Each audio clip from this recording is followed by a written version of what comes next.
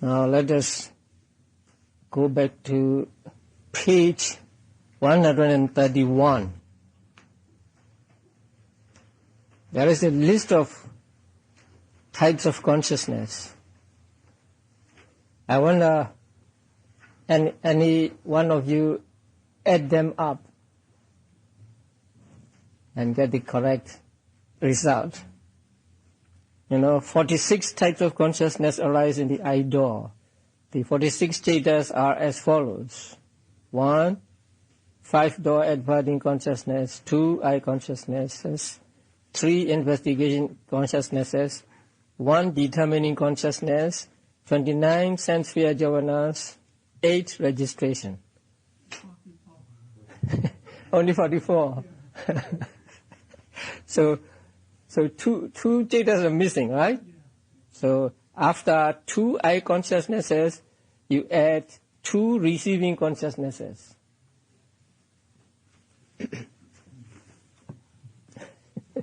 Today we come to the analysis by objects.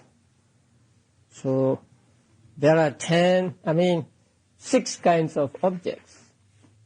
And you all know these 6 kinds. So the first one is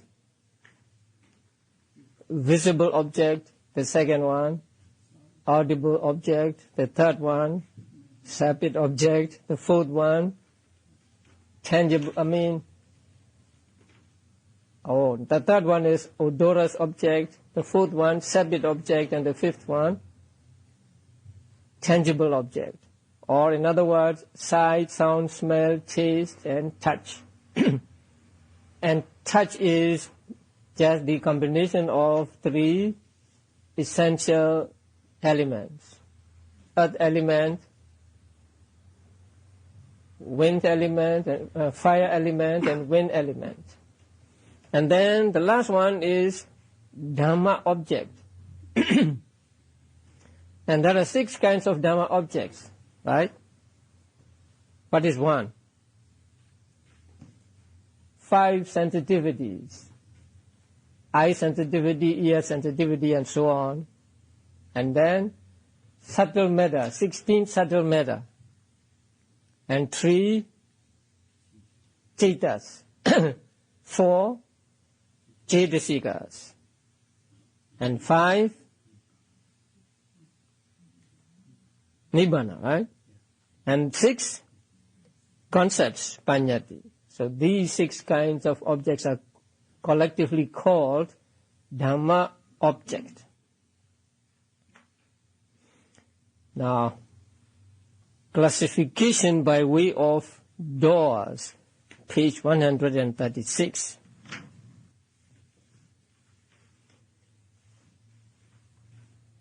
How many cetas arise through I door? 46, right? Yeah. So all types of consciousness that arise through I door take the visible object as object. So visible object is taken by not only I consciousness, but also by other types of consciousness arising in that thought process. Now, please visualize that the diagram of thought process. 5 sense door adverting, and then seeing consciousness, and then receiving, investigating, determining, and then jhavanas, and the dharamanas. All these states take the visible object as object. So we see with eye consciousness, but we take visible object with other types of consciousness as well. So the object of the eye consciousness thought process is the visible object or sight. And that visible object is present. So eye consciousness takes present visible object as object. Now when you look at the diagram I made, in the diagram the object is also shown. So the visible object is always there so long as there are moments of consciousness in that diagram. So that means the visible object is present, or it has arisen and it is existing when that thought process arises. So all types of consciousness that arise through eye door take present visible object as object. The same with all types of consciousness that arise through ear door take audible object or sound which is present. So present audible object or sound as object. And all types of consciousness that arise through nose door take smell or present odorous object as object. And all types of consciousness that arise through what door? Tongue door take present taste or sighted object as object. And all types of consciousness that arise through body door take present tangible object or present touch as object. So the object of these chetas that arise through 5 sense doors is always present. If they are past or if they are future, they are taken by not this thought process, but by mind door thought process. Then there are types of consciousness that arise through mind door, right? How many of them are there? Huh? 60, 67. So these types of consciousness take all 6 kinds of objects.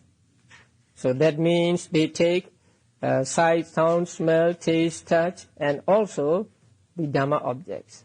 So these types of consciousness take 6 kinds of objects.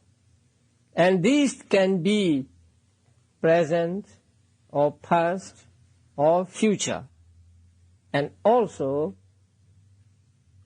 time-free, independent of time.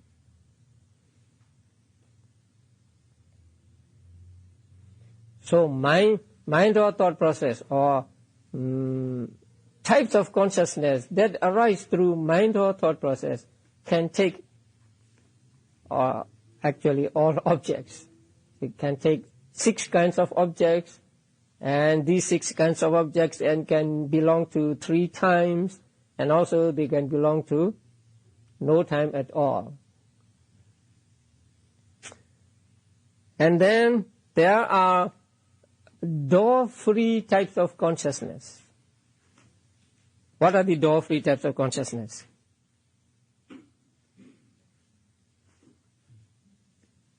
$19, right? 2, investigating. 8, sense sphere vipaka, right? Sense sphere resultant. 5, form sphere resultant, and 4, formless sphere resultant. So these 19 chetas have the function of what? How many functions? 3 functions, right? Relinking, bhavanga, and death or chuti. Now these types of consciousness, when they arise independent of doors, take actually 6 kinds of objects. And they can be either present or past.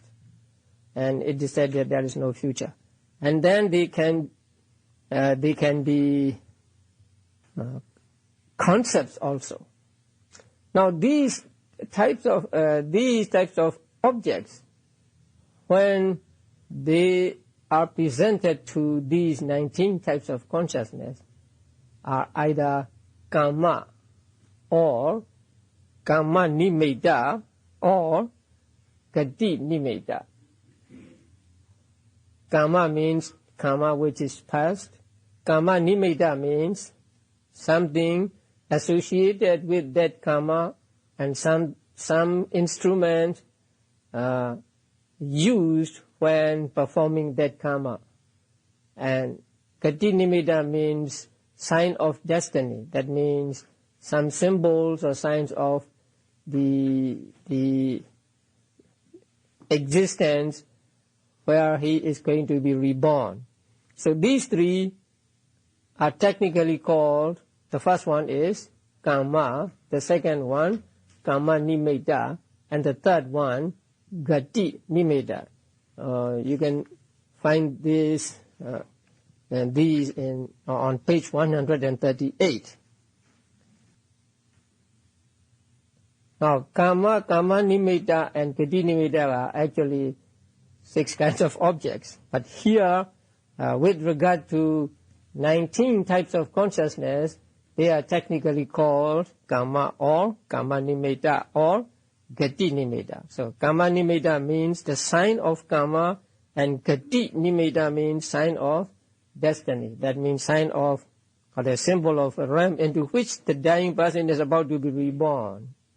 So we will study these again at the end of 5th chapter, in the last section of 5th chapter. So karma means kusala or akusala karma performed in the past. And karma nimitta or sign of karma means an object or image associated with a good or evil deed that is about to determine rebirth, or an instrument used to perform it. For example, a devout person may see the image of a monk or temple. A physician may see the image of patients. A butcher may hear the groans of slaughtered cattle or see an image of a butcher knife. So these are called karma nimitta. And then gati nimitta means the sign of the realm into which, say, a dying person is to be reborn. So if a person is going to be reborn in the celestial world or the heavenly rebirth, then he may see celestial mansions or celestial nymphs. And if a person is about to be reborn as an animal, then he may see forests or fields.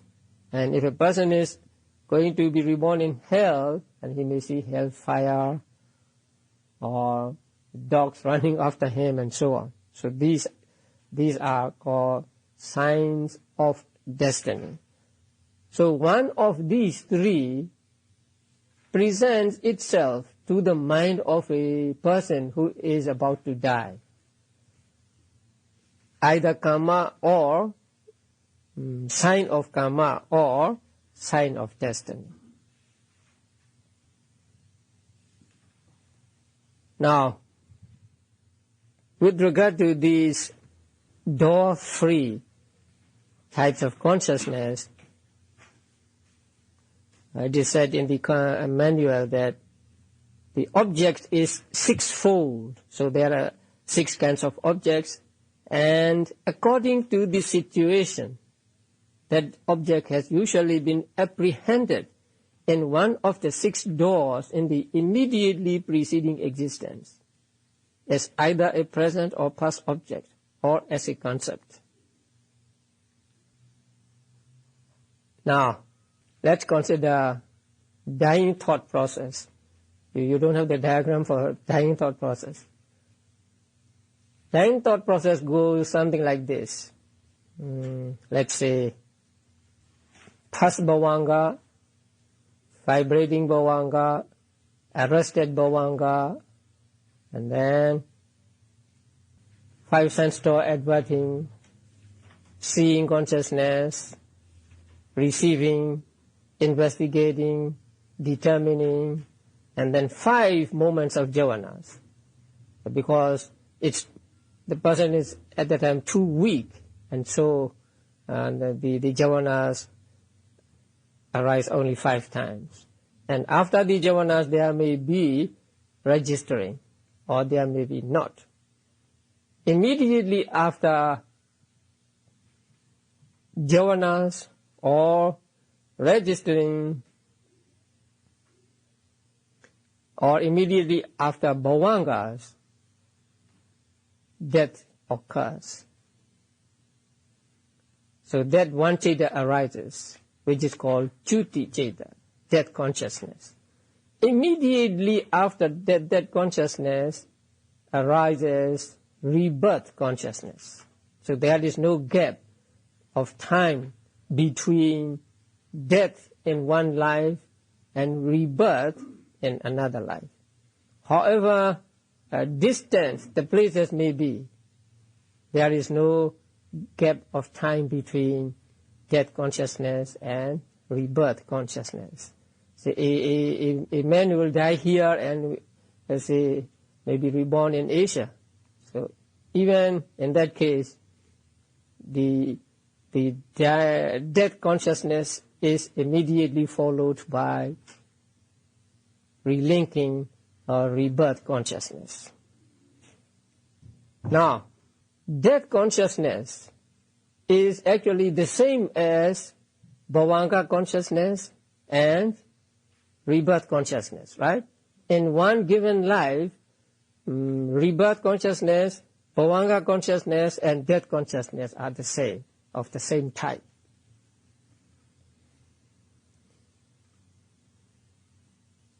Then, immediately following the death consciousness is rebirth consciousness. Okay, now, what is the object of rebirth consciousness? It is said that rebirth consciousness takes the object taken by the jhanas in the dying thought process. So those jhanas can be either 5 sense door jhanas or mind door jhanas. But whatever they are, the rebirth consciousness takes the object taken by the jhanas in the dying thought process. So in the manual, it is said, according to the situation, that object has usually been apprehended in one of the 6 doors in the immediately preceding existence. So that means just that. That means the object which rebirth consciousness takes is the object which was taken by the jhanas in the dying thought process, previous dying thought process. And those objects can be either present or past or a concept. Now, there is a word in Pali, yebun yena, and in English, according to the situation. Now, what that means is there are beings who are said to have no mind. There are mindless beings. So mindless beings are those who get the 5th jhana in the life of a human being or in the life as a deva, and then they develop a special kind of that 5th jhana, and as a result of that, they are reborn as mindless beings. And then, although they are mindless, one day they have to die. So after their death, there must come rebirth consciousness. In that case, the rebirth consciousness after the life of a mindless being cannot take the object which has been taken by javanas in the previous life, simply because there are no javanas or no mental activities whatsoever in the life of those mindless beings. So that is why it is said according to situation. In that case, the rebirth consciousness takes the object presented by powerful past, one of powerful past karmas.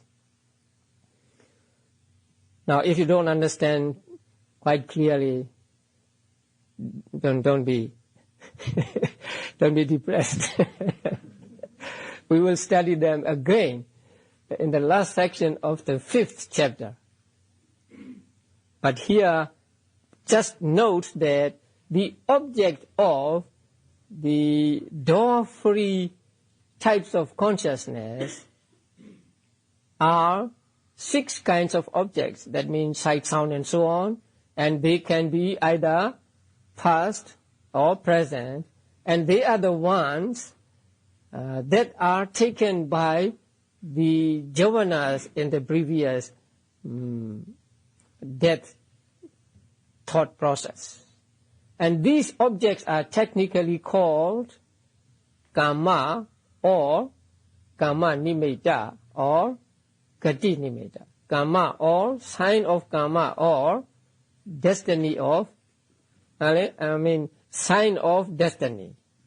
So either one of them becomes the object of rebirth consciousness. And they can be concepts also. Okay, now I think you look at the chart on page 141. Now we'll find out which consciousness take which object. So, I consciousness, there are 2 I consciousnesses.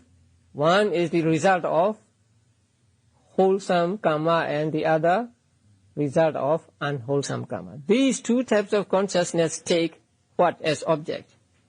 Present visible form or present visible object. And 2 ear consciousnesses take present sound as object. 2 nose consciousnesses take present smell.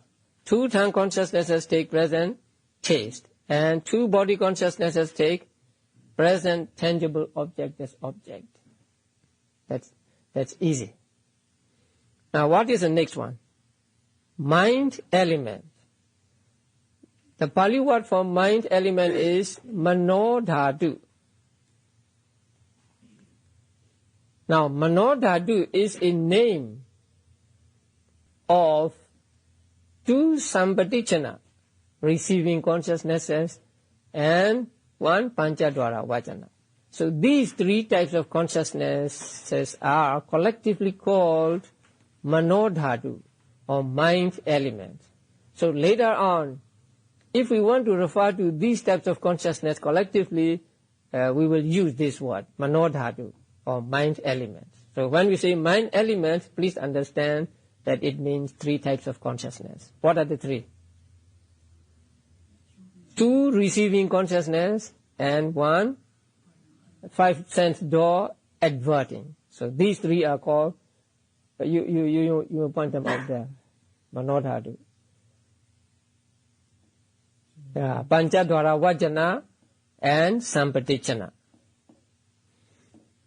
So these 3 types of consciousness that are called mind element take present 5 objects as object.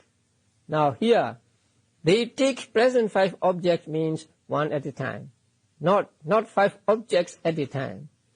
Now if you remember the thought process, see, in the idea thought process, seeing thought process, there are investigating, there are 5 sense door adverting and receiving, right? And similarly, in the hearing thought process, smelling thought process, tasting thought process, and touching thought process, they arise. Panchadvara Vajana and Sampatichana. So they take not present visible object only, not present sound only, and so on, but they take all five. That means they can take all five kinds of objects, but not at one time. So at different times, and they are the time of their object is also present. So they take present objects as object. Now the next box, investigating 3, smile producing 1, sense sphere, what's that? Beautiful result 8. Now first, 3 investigating 3 Santirana Chetas. Now you may look at the chart.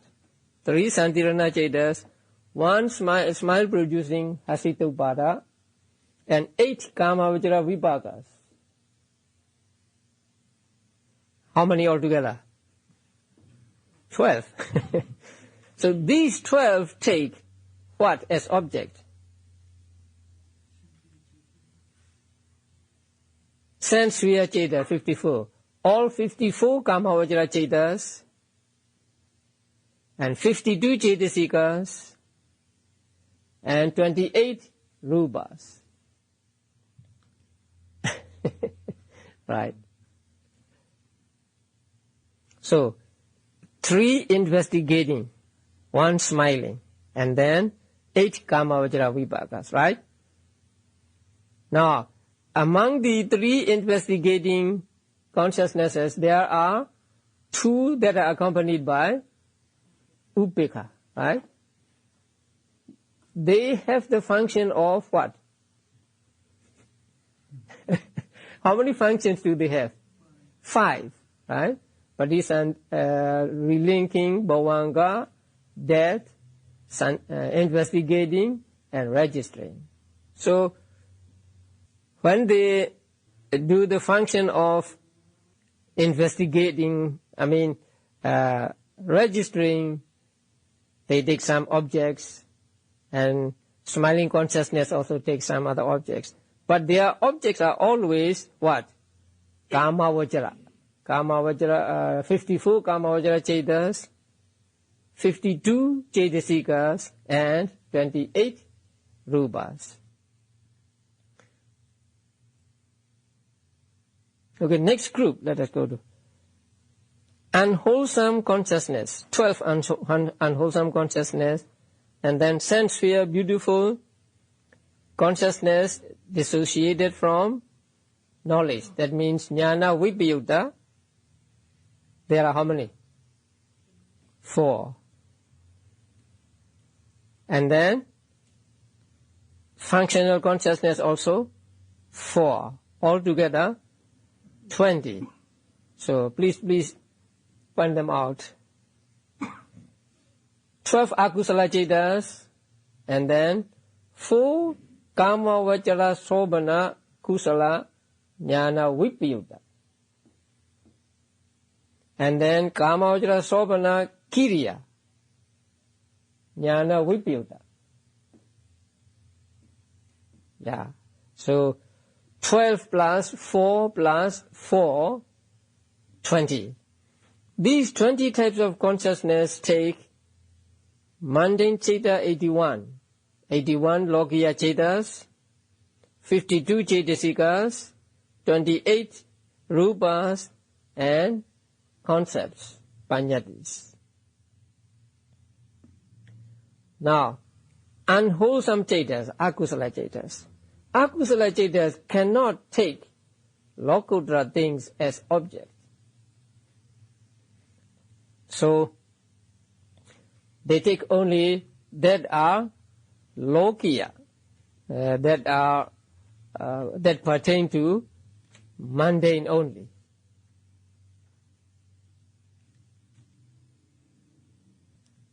Now, in the manual on page 141, the 9 supramundane states, the 4 paths, 4 fruits and nibbana, because of their extreme purity and profundity, cannot be apprehended by any unwholesome cetas. That means unwholesome ceta cannot take Lokuttara cetas and nibbana as object because they are so pure and so profound. And also they cannot be taken by cetas that are not accompanied by knowledge.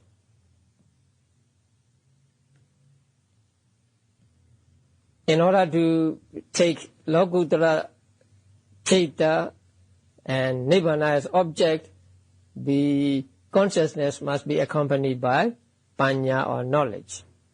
So those that are not accompanied by panya or knowledge, either kusala or kiriya, cannot take supramundane things as object. So they take only mundane objects. And mundane objects are 81 mundane cetas, 52 cetasikas, 28 rupas, and concepts. Okay. The Putthajanas and Sikhas cannot know the path and fruition consciousness of an arahant, since they have not attained these states themselves. These 2 cetas remain inaccessible. Oh, that is for this next one. Okay, now the next one, the next box is what?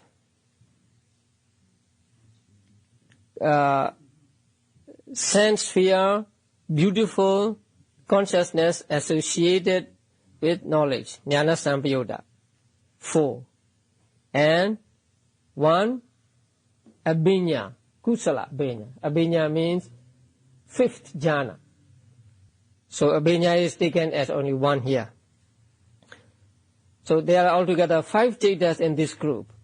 So kama, vachara, sobhana, kusala accompanied by jnana and abhinya, kusala abhinya. So 5. They can take 87 cetas. That means all cetas except arahata magga and arahata phala. And 52 cetasikas, 28 rupas, nibbana, and panyati. Almost all objects they can take. The only thing they cannot take are only 2, and they are arahata magga ceta and arahata phala ceta. Now, if you look at the cetas on the left side, they are kusala ceta, only kusala ceta, right? So they do not arise in arahants. They arise in Putthajanas and Sotapannas, the Sakadagamis and Anagamis only, right? So the consciousness arising in Putthajanas, Sotapannas, Sakadagamis and Anagamis cannot take the mind of an arahant as an object. That is why arahata magga and arahata phala cetas are left out. A Puttujana cannot take the mind of, say, arahant as an object. And also a Sotapanna, the Sakadagami and Anagami cannot take the mind of of an arahant as object. Now why? Because simply they have not attained these cetas. If they have attained these cetas, they might be able to take those cetas as object. Since they have not yet attained them, they cannot take them as objects. So that means a Puttujana cannot take the Sotapatti Magga and Sotapatti Phala ceta as object, simply because he has not attained. And what about Sotapanna? Can he take the Sakadagami Magga and Phala as object? No. So lower noble persons cannot take the consciousnesses of higher noble persons. But higher noble persons can take the consciousnesses of lower noble persons. And here also, take as object means immediately after the enlightenment thought process. Immediately after enlightenment, there arise in the mind of those who have enlightened the thought process called reflection thought process. So after the enlightenment thought process, the reflection thought processes arise in those noble persons, and they are the reflection of Magga, reflection of Phala fruition, reflection of Nibbana, reflection of mental defilements which have been eradicated, and reflection on the mental defilements that are remaining. So there are these 5 kinds of reflection thought processes arising following the enlightenment thought processes. These types of consciousness, Kama, Vasara, Somana, accompanied by Jnana, accompanied by Panya, arise in those thought processes. So in those thought processes, these Kama, Vachara, Kusala, accompanied by Jnana, arise, and they can take one's own Magga as object, one's own Phala as object, Nibbana as object, and then mental defilements as object. So the Kama, Vachara, Kusala that are accompanied by Jnana can take altogether 87 Chetas and 52 Chetasikas, 28 Rupas, Nibbana, and Panyati. Now, Kusala Abhinya. Abhinya means direct knowledge or supernormal knowledge. Now, Abhinya is a name for 5th jhana, actually. So, if a person wants to get the Abhinya, he must have already attained 5 jhanas, actually attained all 9 jhanas. And then he practices again and say he attains the supernormal knowledges. Among the supernormal knowledges, there is one by which a person can know the consciousness of another person. Now, we say reading other people's mind, right? Now, when we read other people's mind, we do not really see their mind. We do not really know their mind, but we just make conclusions from, say, what one seems to be thinking. So, say if you may see a man's face red and something like that, you say, he is angry. So that is by inference and not by direct seeing his mind. But by the Abhinya, they can see or they can take the mind or the consciousness of another person as object. That is a difference. So Abhinya is direct seeing. But what we do when we say I read his mind means just say coming to conclusion by inference. So that kind of Abhinya, if a person attains that Abhinya knowledge, then he can take the consciousness of another person as object. So in that case, for example, a Sotapanna, let's say, a Sakadagami. So a Sakadagami, if he has attained Abhinya also, then he will be able to take the Magga Citta of other persons, other Sakadagamis and Sotapannas as object. But we Putthajanas cannot. Putthajanas cannot take the Magga Cittas of any noble person as object. But when one has become a Sotapanna and one attains Abhinya, then with that Abhinya, he can take the Sotapatti Magga consciousness of other persons. So that is a difference. And then Nibbana. Nibbana can be taken by, say, Kamavajra, Sovana, Jnana, Samyutta, Kusala 4, and so Kusala Abhinya. Now, do Kamavajra Kusala, right? Kamavajra Kusala, accompanied by Jnana, arise in us, in our minds? Do we have these 4 types of consciousness? Yes, sometimes no, right? Then, can we take Nibbana as object? Huh? Yes or no?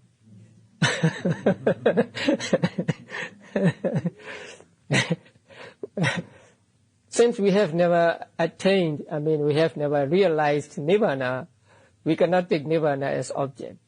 So, the Kamavajra Kusala accompanied by Jnana, although they arise in worldlings, they cannot take Nibbana as object.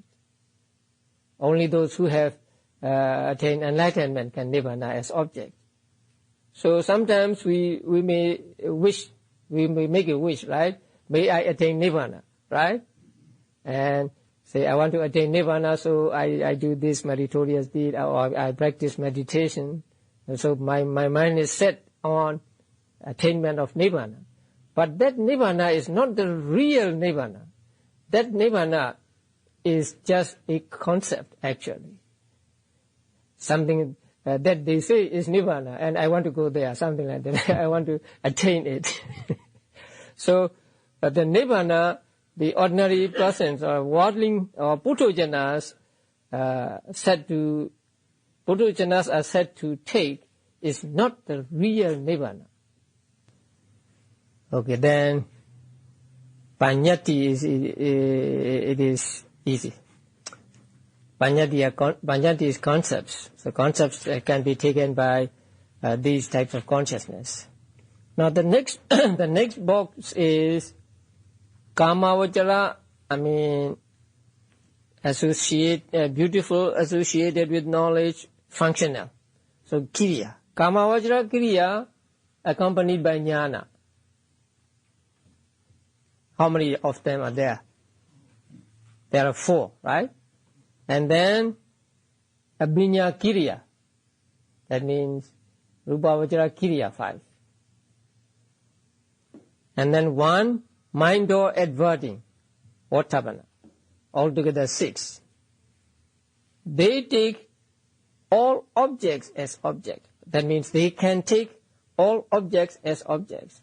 All objects means 89 Jaitas, 52 Jaitasikas, 28 Rupas, and then Nibbana and Panyati. Here also, not every functional Kamavajra Somana, functional consciousness accompanied by Jnana, can take all objects. It is only the Jnana Samyutta Kiriya consciousness that arises in the Buddhas. So only the Buddhas can know everything. So for others, it cannot take all objects as object.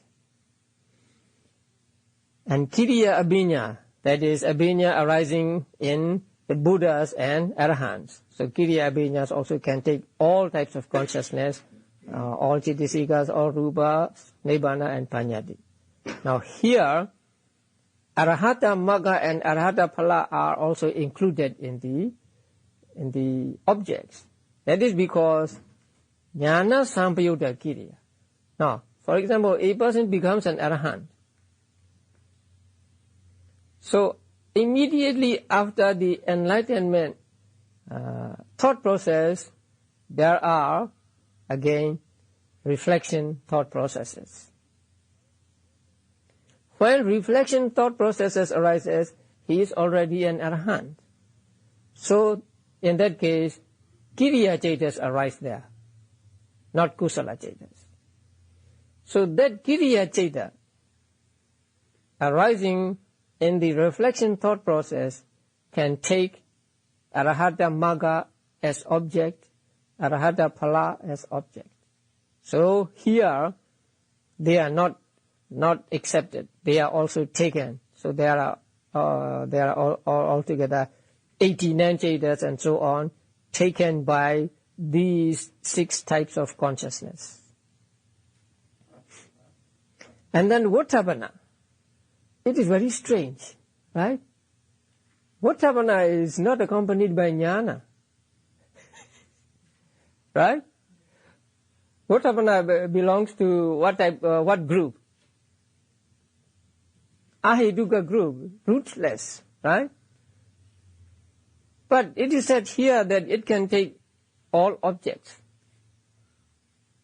That means it can take Nibbana as object, right? Very strange. No or yes? Since it is in the book, it is yes. Yeah? Now, please do not be misled by the name Vottabana, right?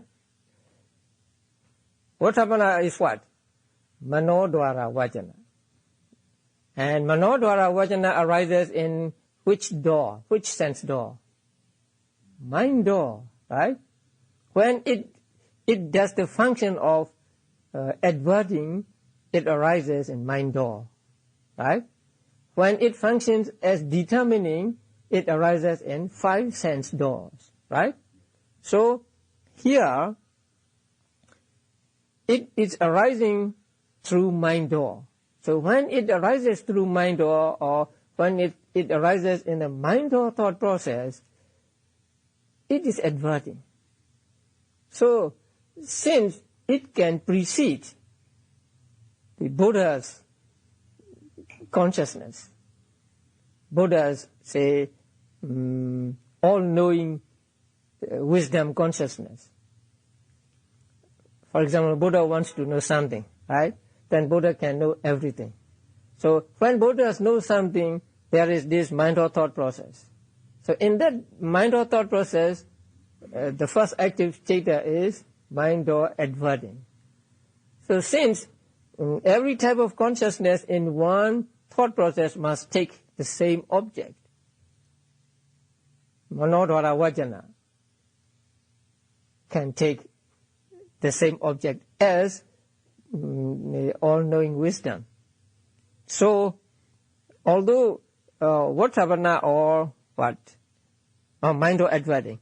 Mind or adverting is mentioned here, we must understand that not any or every mind or adverting can take all objects.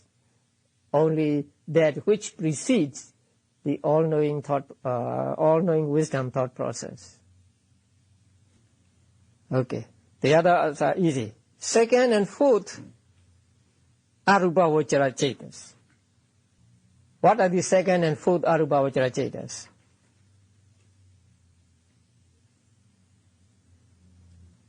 Two from Kusala, two from Vipaka, and two from Kiriya, right?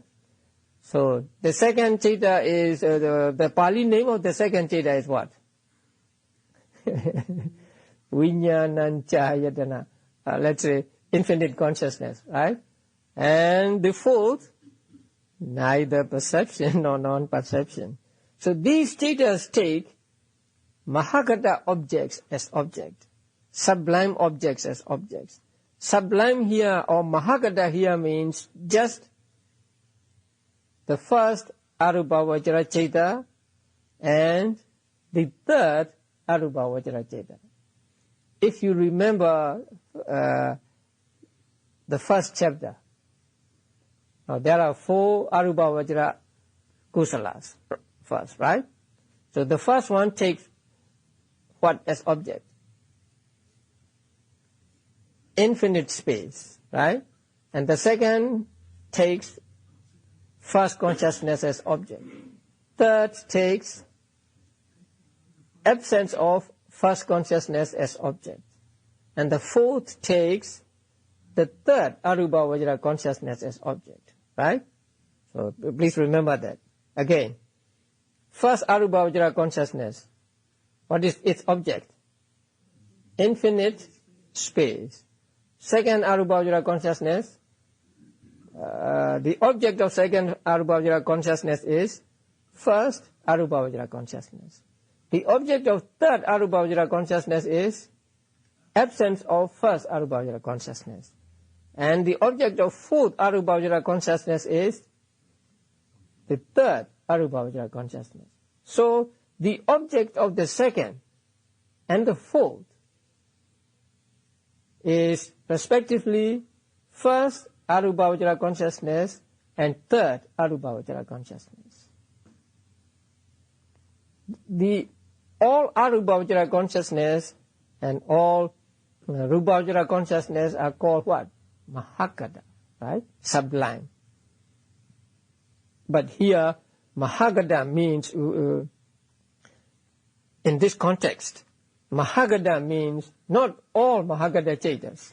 Because there are how many Mahagata Chaitas? How many sublime Chaitas?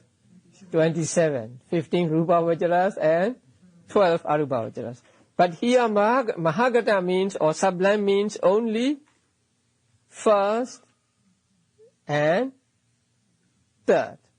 So 3 first consciousnesses and 3 third consciousnesses. Only 6 of them here. So the chapters are all interrelated. So your first chapter helps you to understand here, and then you have to understand some of the chaitas and objects mentioned here with reference to thought processes, and also with reference to the rebirth consciousness and so on. So all are interconnected. Okay, next one is form sphere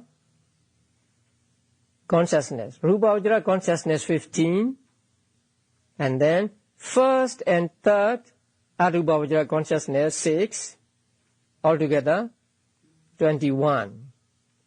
So these 21 chaitas take Panyati, concepts, as object. So Rupa Vajra chaitas take concepts as object. First and third Arupa Vajra chaitas take concepts as object, right? What are the concepts?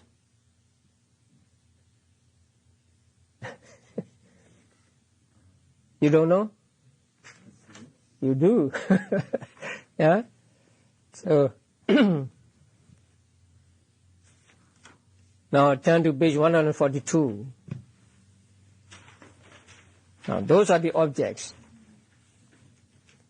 I mean, those are the concepts.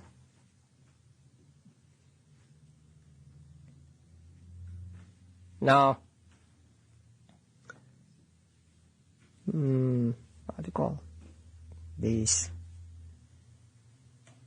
perpendicular columns? So, Kasina 10, that means Kasina signs. So they are concepts.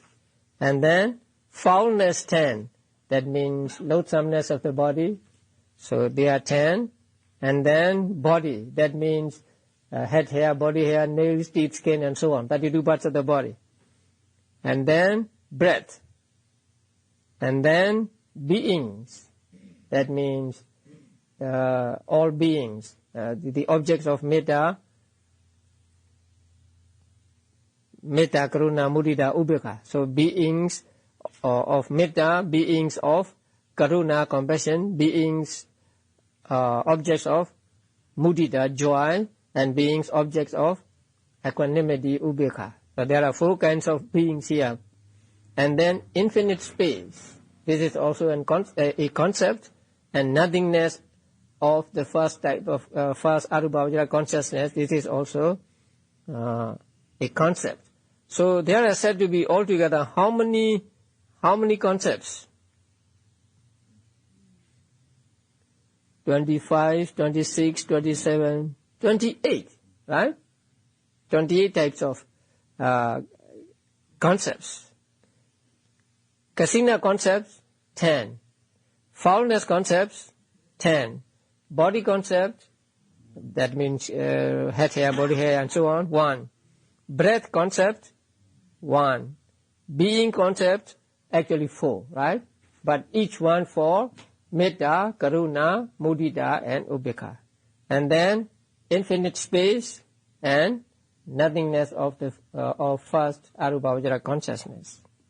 Now, the first jhana, there are 3 first jhana chetas. 3 first jhana chetas take 25 concepts as object. Those are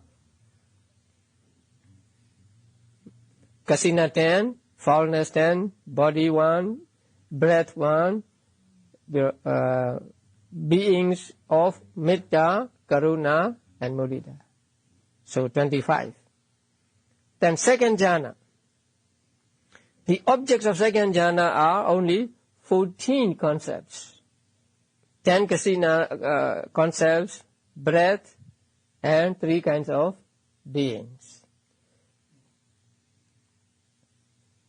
The foulness concepts and body concepts are said to be so gross that the consciousness needs vitakka to keep it on these objects. When the current is too strong, you need to pull, say, to keep the boat steadily. So in the same way, these objects are gross objects. Now, foulness of the body, you look at the corpse and then festering or say blood oozing out of the body and so on. So they are so gross that you need vitakka to keep your mind on these objects. So those that are not vitakka cannot take them as objects. That is why second jhana citta cannot take foulness concept and body concept as object. So 25 minus 11, 14 concepts.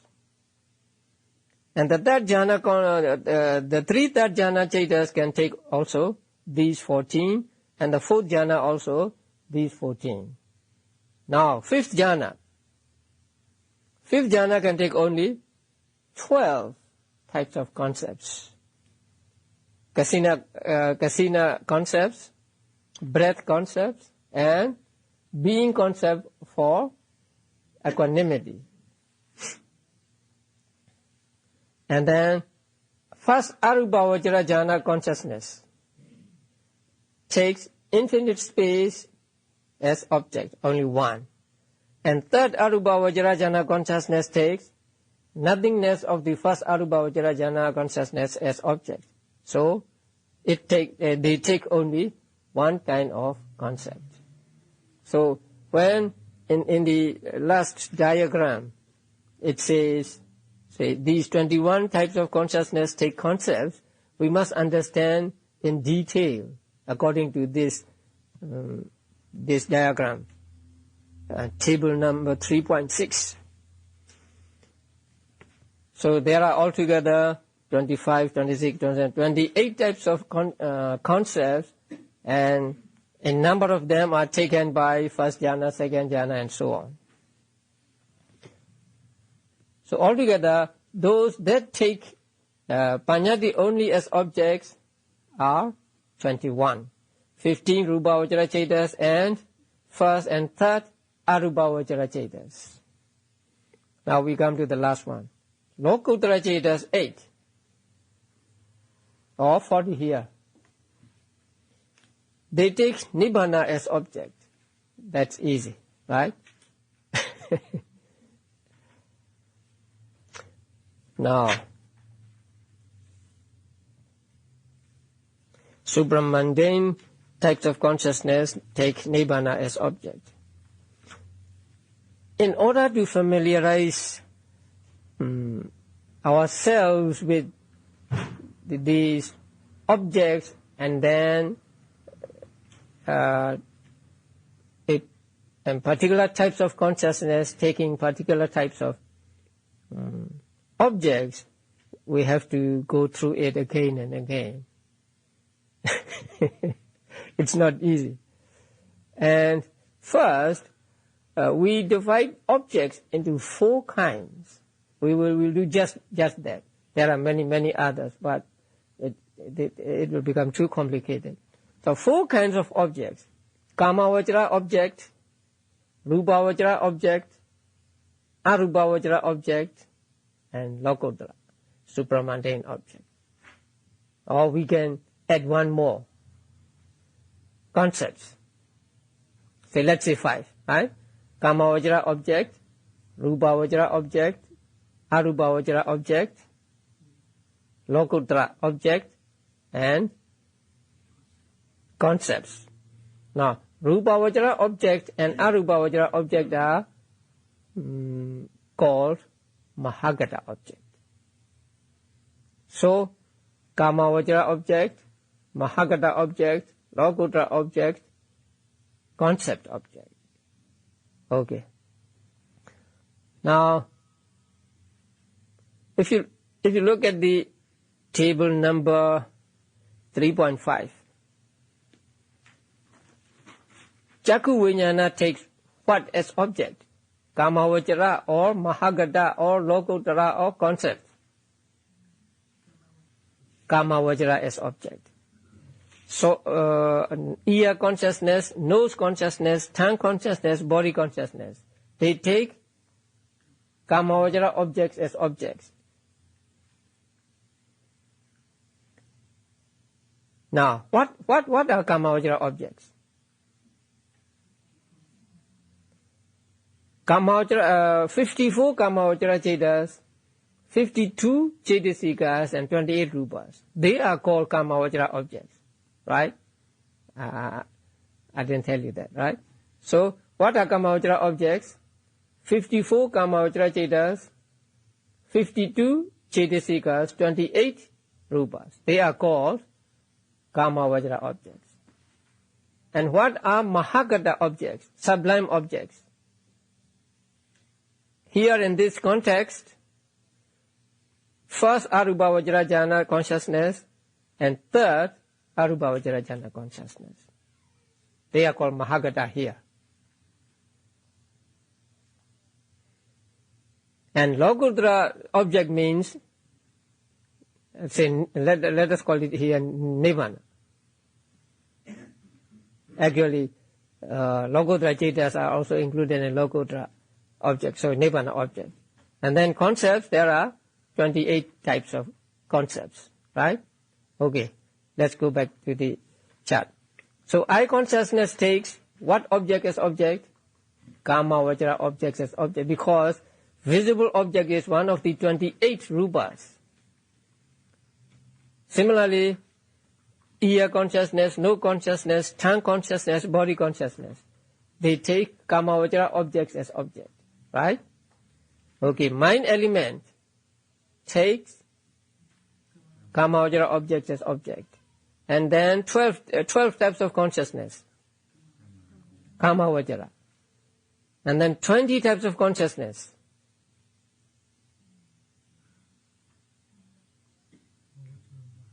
Kamavajra, Mahagata, and concepts. Right? Yeah.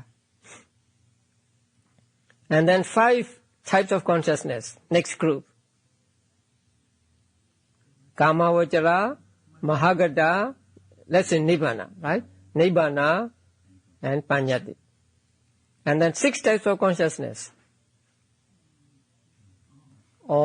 right? All means all Chetas, all Chetasikas, all Rupas, Nibbana and concepts.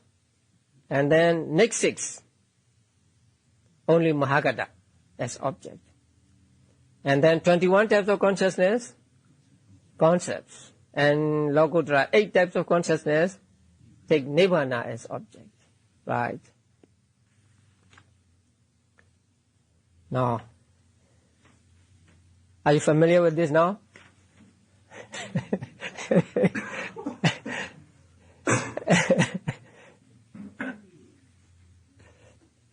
Let's see. Those that take Kamavajra object only as object, they must not take Kamavajra and Mahagata or Kamavajra and Lokuttara and so on. They must take only Kamavajra objects as object. How many? Look at the chart. Huh?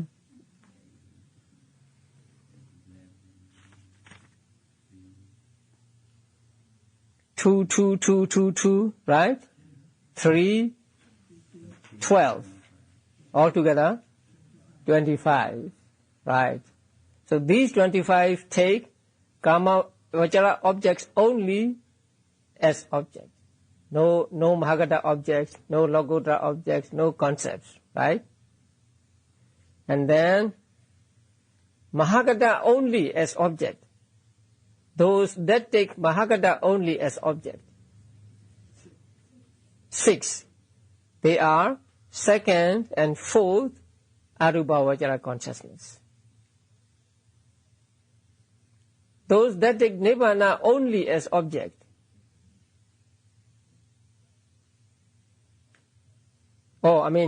those that take concepts only as object, 21, right? Those that take Nibbana only as object, 8. Then, those that take Kamavajra object as object, that means both Kamavajra and others. Now, among the Lokiya Chetas, are there Kamavajra objects? Yes, right? Among Lokiya Chetas, there are 54 Kamavajra Chetas. So, against 20, you see Lokiya, mundane Cheta 11 and so on. So, Kamavajra objects are included there, right? And then, 87 Chetas, Kamavajra, yes, included there. Mahagata, no Kamavajra. Panyati, no Kamavajra. Nibbana, no Kamavajra.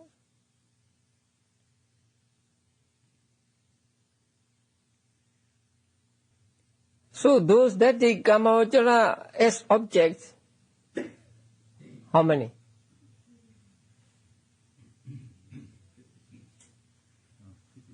$20 plus, right?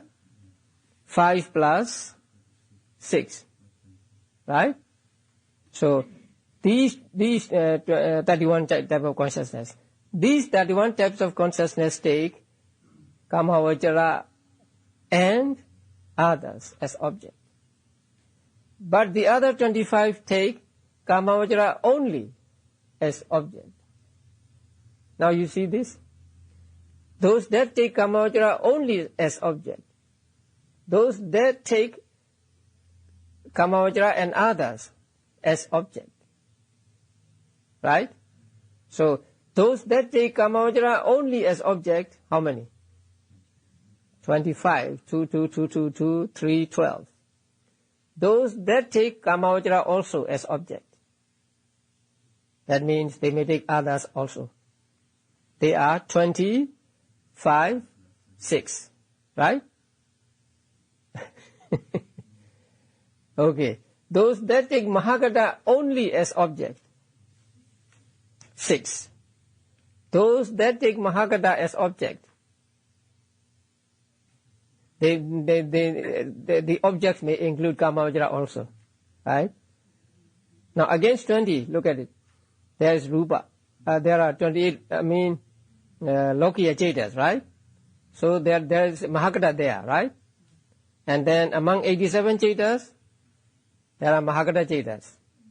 And among 89 Chetas, there are Mahakata Chetas. So, those that take Mahakata also as object, 20 plus 5 plus 6.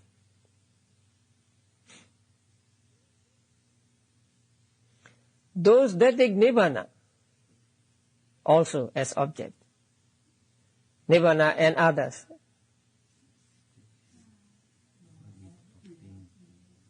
Five, 6, right? 11. Good.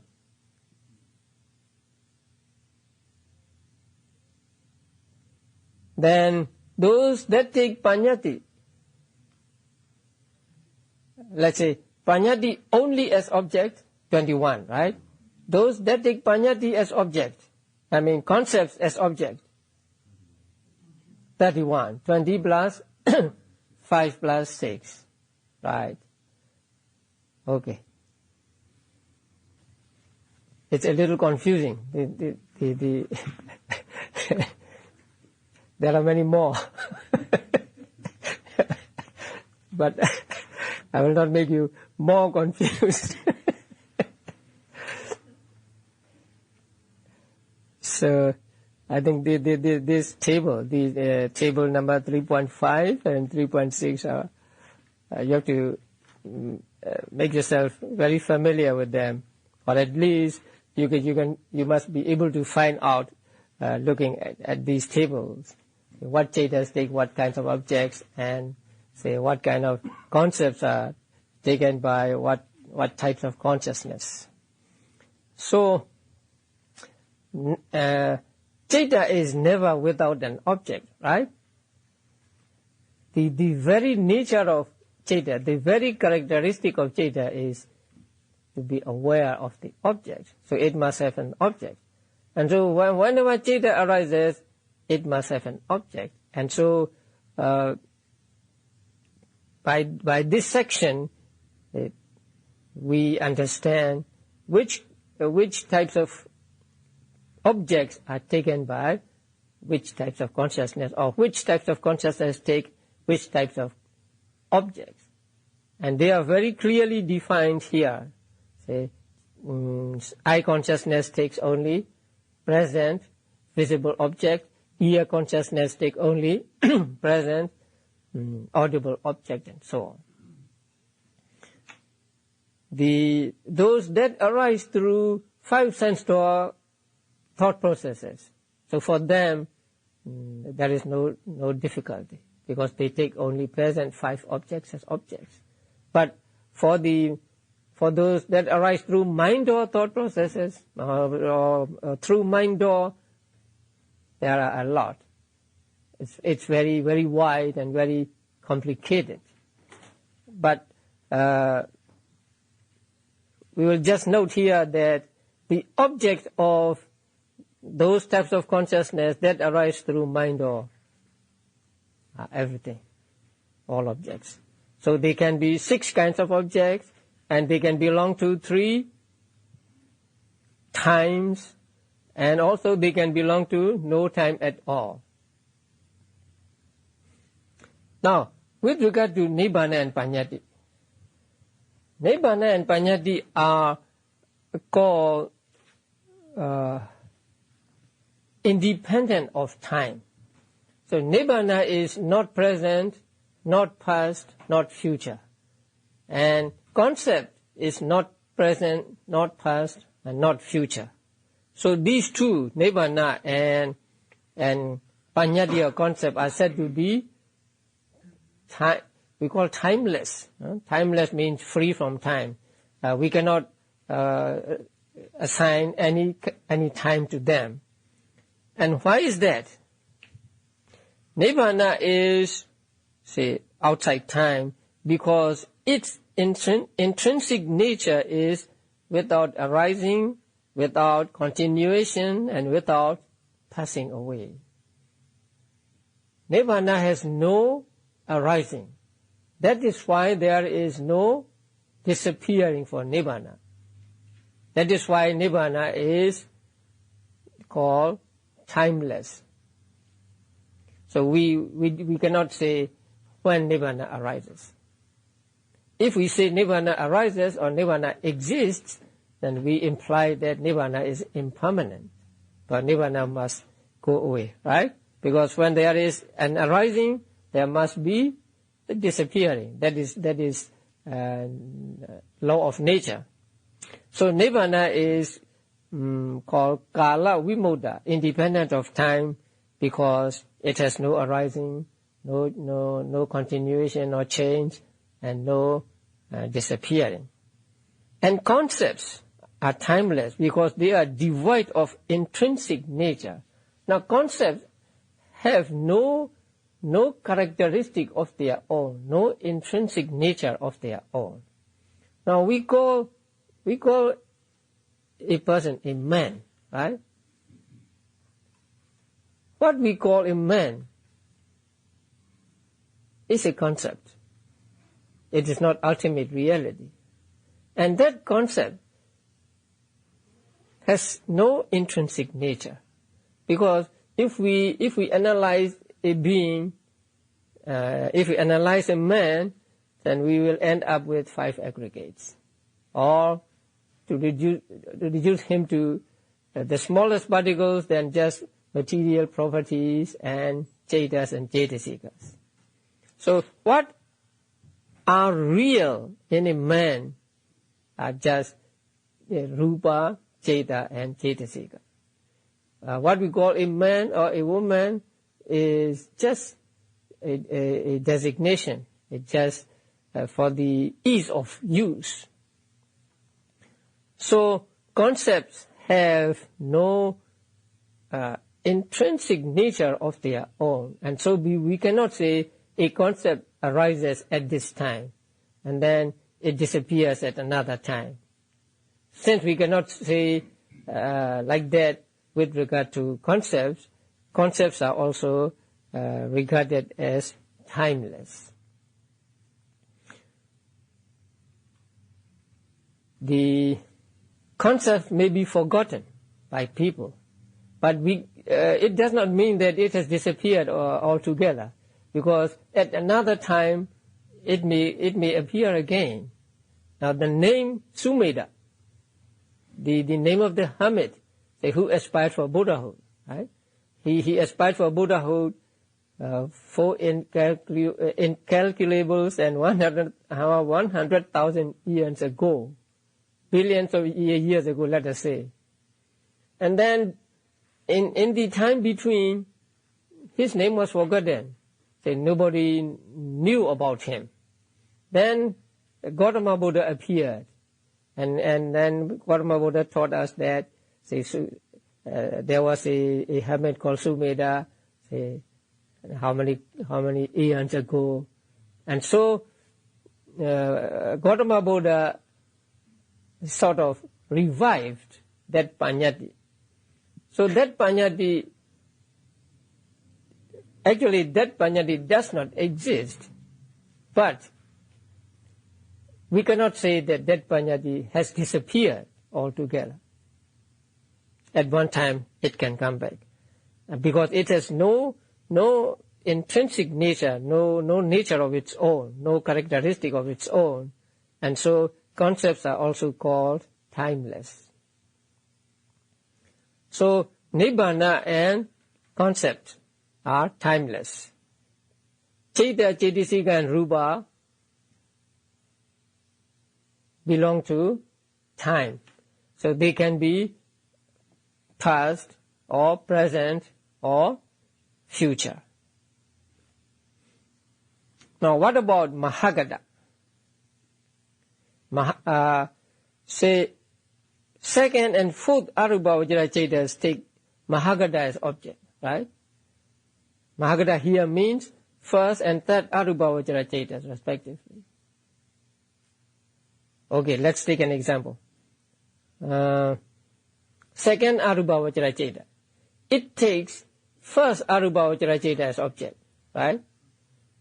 Now, what is that first Arupa Vajra Chaita as an object there? Is it present, or is it past, or is it future? It is past. Only after you get first Arupa Vajra Jhana can you attain second Arupa Vajra Jhana, right? So you, after attaining first Arupa Vajra Jhana, you try to attain second Arupa Vajra Jhana. You practice meditation to attain second Arupa Vajra Jhana, right? So when you practice meditation, you take the first Arupa Vajra Jhana as object. So at that time, first Arupa Vajra Jhana consciousness is already past. So the objects of second Arupa Vajra Chaitas and fourth Arupa Vajra Chaitas are past, not present, not future, right? Yeah. So Chaitas, Chaitasikas and Rupas belong to either present or past or future. So we can say it takes a present object as object, or past object as object, or future object as object. But with regard to Panyati, we cannot say it is present or past or future. And with regard to Nibbana also, we cannot say whether it is present or past or future. So they are beyond this time frame.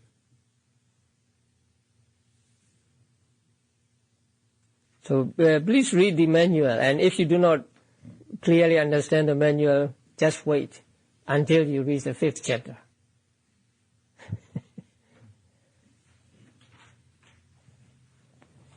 Okay, any questions? Okay, if the object on the door-free consciousness, if the object starts with the patisandhi, and then it's the same for the bhavanga, and then it passes to the chuti. Yes. And then the following patisandhi, doesn't that take the same as the previous? No. It doesn't. It doesn't. Seems to say that. No. Huh? In order to understand this, you have to see the diagram of dying thought process. We do not have yet that diagram, right? So it says on page 138, middle of the page, the object of the door-free consciousness in any given existence is generally identical with the object of the last cognitive process in the immediately preceding existence. yeah. It sounds like it's the same object from the Chuti. No. You confuse Chuti and then Javanas. Right? Previous to Chuti, there are Javanas. You have to see that thought process. There are, say, sensual adverting, and then seeing consciousness, let us say, and then receiving, investigating, determining, and javanas, 5 javanas, and there may or may not be Dadaramana, and then Chuti. So that Chuti takes the object taken by the rebirth, right? The first consciousness in that life. But next rebirth takes the object of javanas, not object of Chuti. So they are different, right? Yeah? Is there a diagram? But my diagram is much better. What about diagrams? Yeah? Oh, page 225? Okay, please look at page 225 then. Let us see. All right. This is the same as mine. Now, you see, right? Old life, right? Old life ends with DH, death. And immediately after it, rebirth, right? So from there, a new life begins. So old life or life number 1 and new life, life number 2.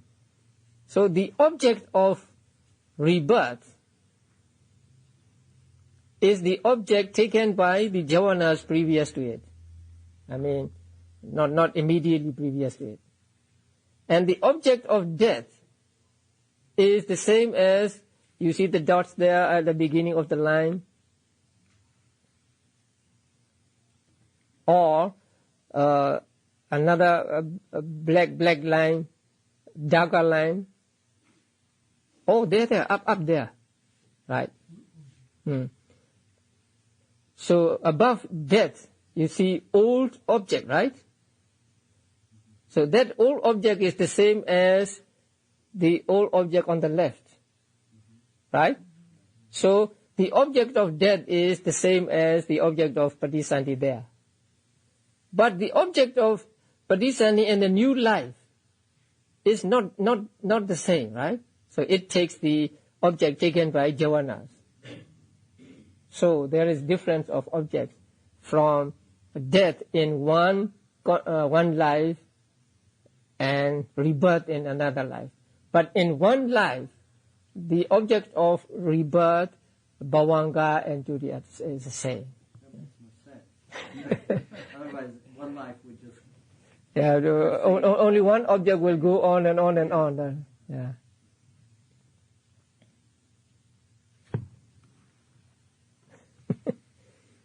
Good question. Yeah.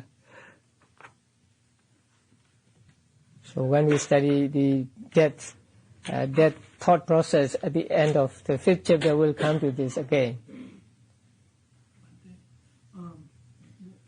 In the book say the mind element, the triple mind element. Yes. That means 2 receiving and 1 idol activating. Yes.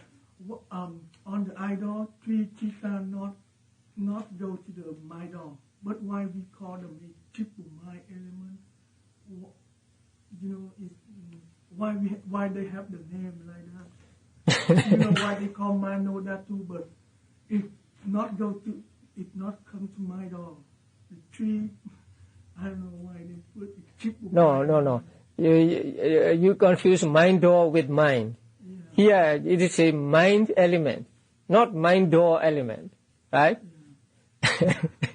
And it is just a name for these 3 types of consciousness, because if you look at the 2 words separately, the Pali word mano means consciousness, right?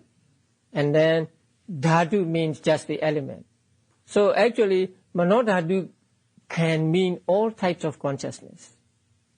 But in Abhidhamma usage, manodhatu, the name manodhatu is restricted to only these 3 types of consciousness.